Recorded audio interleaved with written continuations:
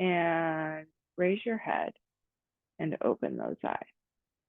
Okay, let's start off with to bolster Supta Virasana. So we're going to take Supta Virasana, and we're going to, if you don't have two bolsters, you can always, of course, fold and stack blankets, but we're going to take this pose in such a way that you're building up height to get an upliftment of the chest.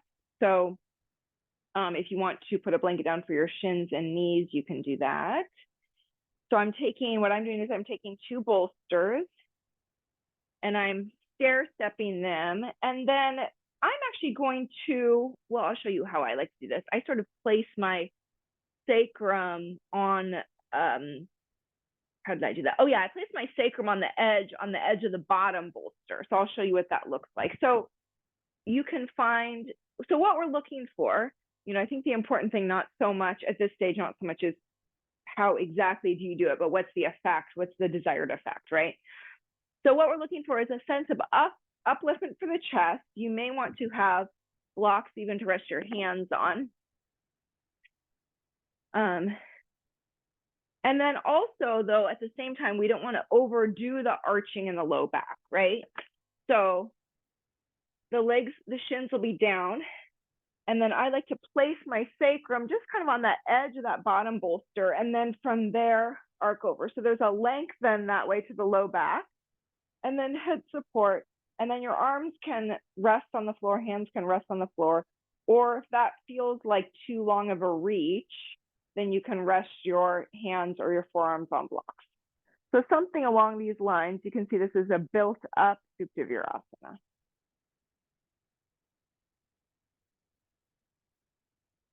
And for most of the poses today, we are going to be staying for at least a few minutes, not all, but most of the poses is going to be a few minutes to several minutes.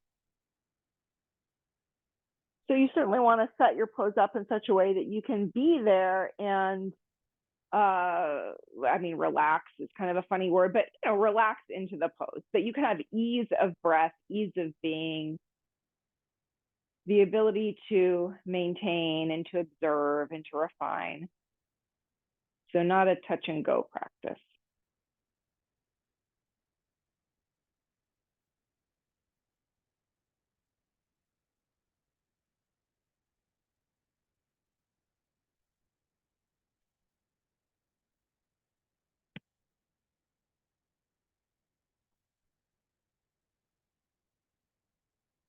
Okay.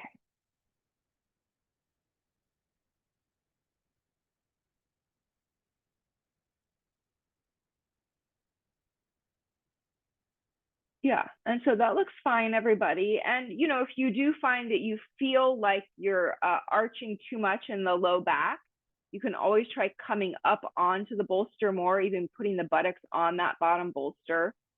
So there's certainly more than one way to set this pose up.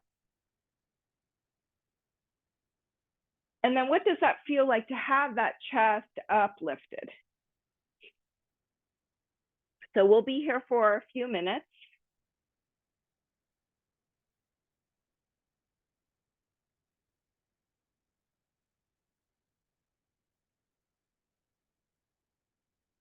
Let the arms rest down. Let the shoulders release, right to the right, left to the left.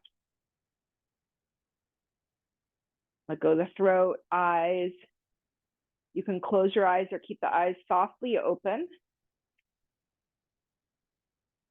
And if you do have the eyes open, experiment with different ways of directing the gaze. So you can, just to contrast, you can look ahead or look up through the inner corners of the eyes, but then try looking from the outer corners of the eyes and even the outer corners of the eyes and slightly up, and see what is the effect.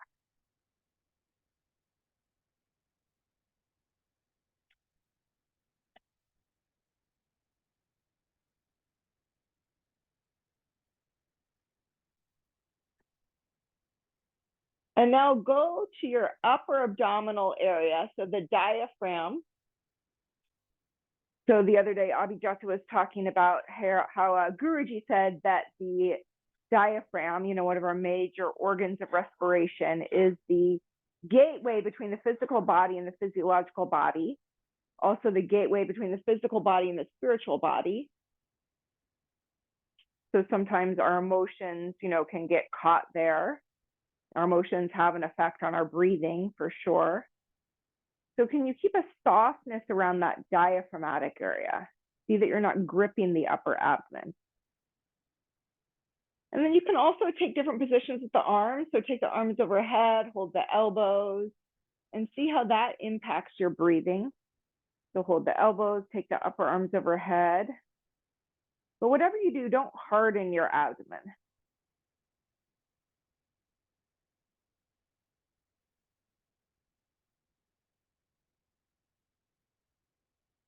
Watch for a softness, prioritize a softness in that upper abdominal diaphragmatic region.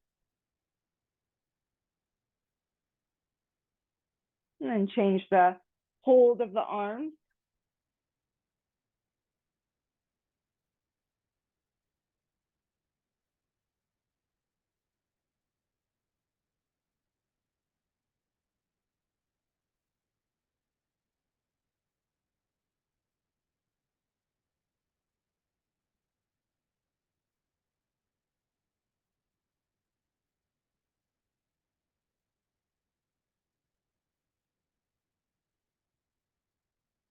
All right, and then last minute or so, you can choose how you want to do the arms. So you can keep the arms overhead, or if there's something you have not tried with the arms that you'd like to do, you can do that now, or you can release the arms back down.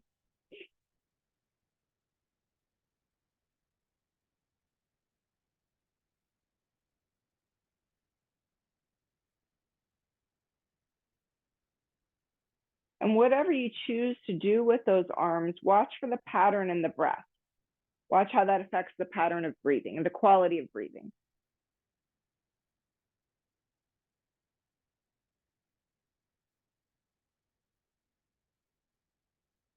Is there softness and ease, a fullness, a fluidity to the breath?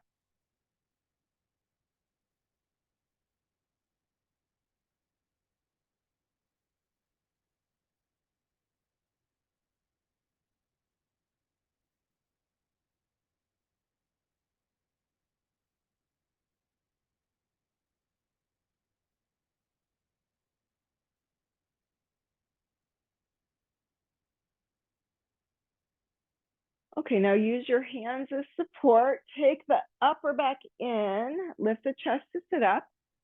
Take your weight forward, extend your legs at Dandasana. You can sit on the floor or on the lower bolster, and extend the legs out, Dandasana. So press down with the heels of your hands or the fingertips. Open out, spread the calves, open out the soles of the feet. Take the thigh bones to the floor and take the middle upper back band in and up.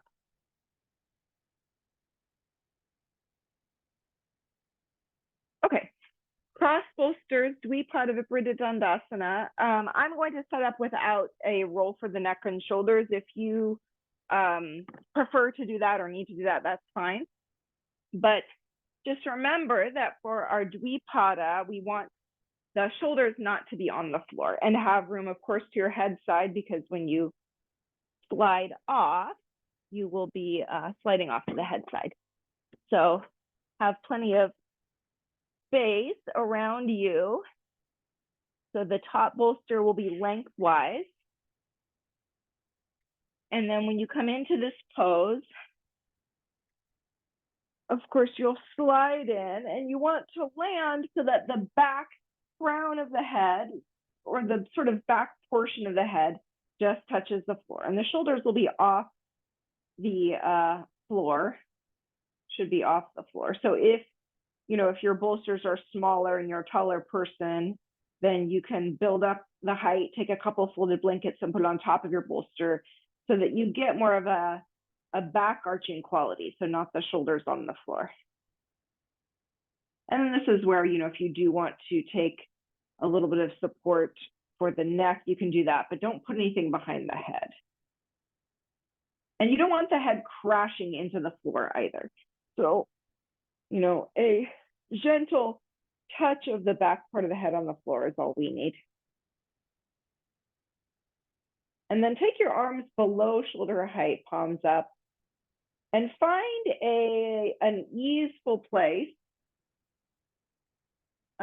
to position your legs. So, if for most of us, if we go very narrow with the legs, it can be sort of straining. There might be almost an irritation on the sacrum.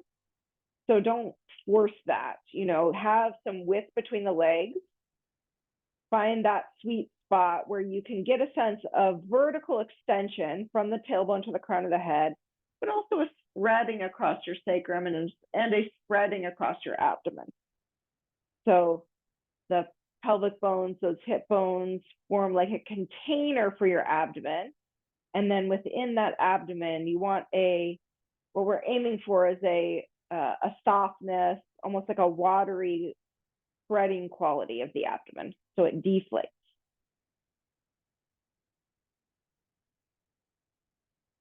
Relax across your face.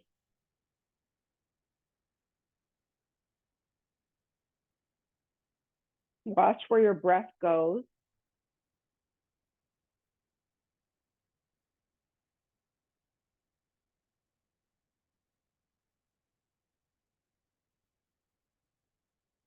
And can you send the message to the intercostal muscles, those muscles around the ribs, to the upper abdominal area? Can you send the message there to soften, to allow for the ease of breath?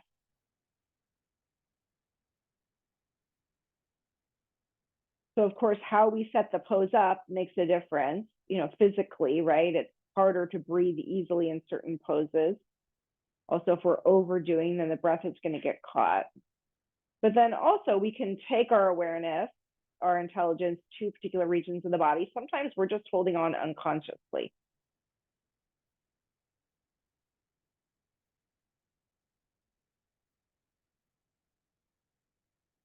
So give the ribs, the abdomen, the jaw, the temples, the message to let go.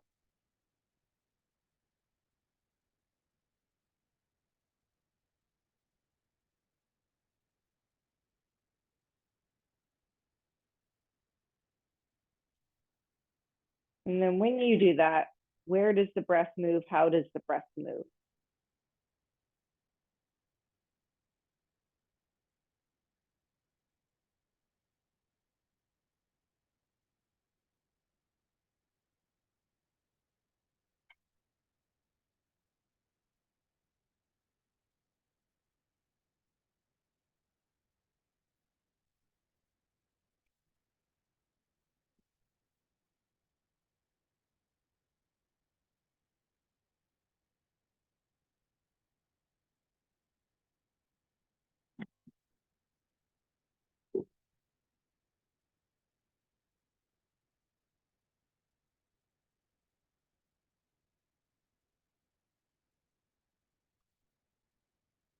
All right, a little bit longer here.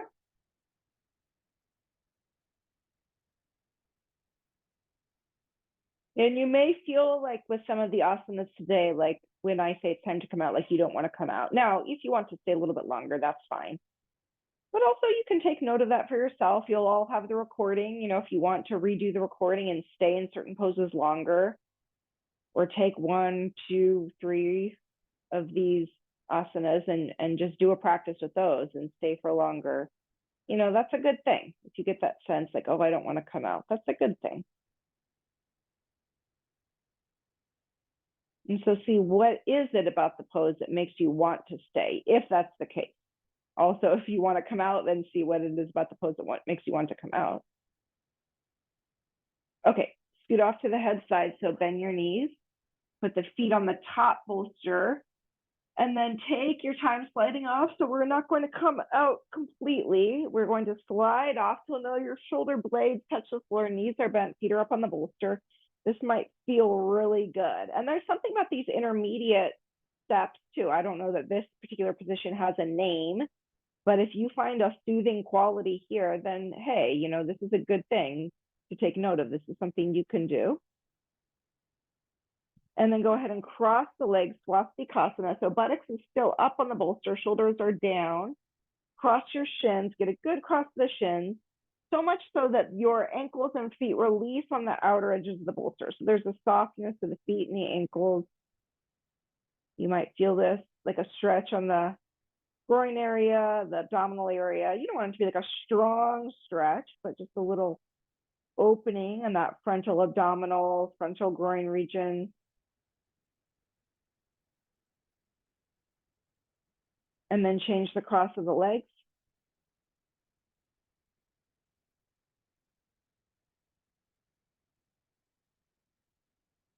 Relax your abdomen, relax the intercostal muscles, and see where the breath moves.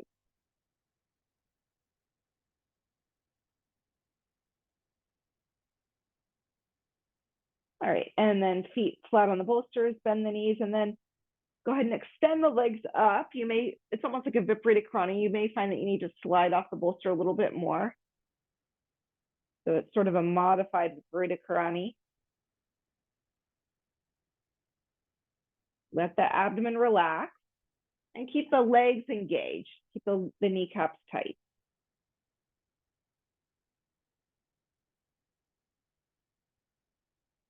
Okay, and then slide off to the head side. Take your time coming out, roll to the side. And then we're going to set up, Adho Mukha Svanasana, downward facing dog, with the hairline, the head supported. So if you want to have hands at the wall, heels at the wall, if you have ropes and you want to put legs in ropes, that's fine. So whatever you need, if your heels float and you need to put a slant plank or something else underneath your heels, do that. And we'll be here for a few minutes. And, you can estimate what you need for head support, but don't assume. So you can always go in, take your pose, and then see what you actually need, and then fill in the gaps, right? Because you want the head to be supported, but you do not want it to be jammed. And make sure that your face stays free. So if you're taking a bolster, put your hairline, the top of your forehead, on the edge of the bolster so your face isn't in the bolster. So you can see here, I'm doing that.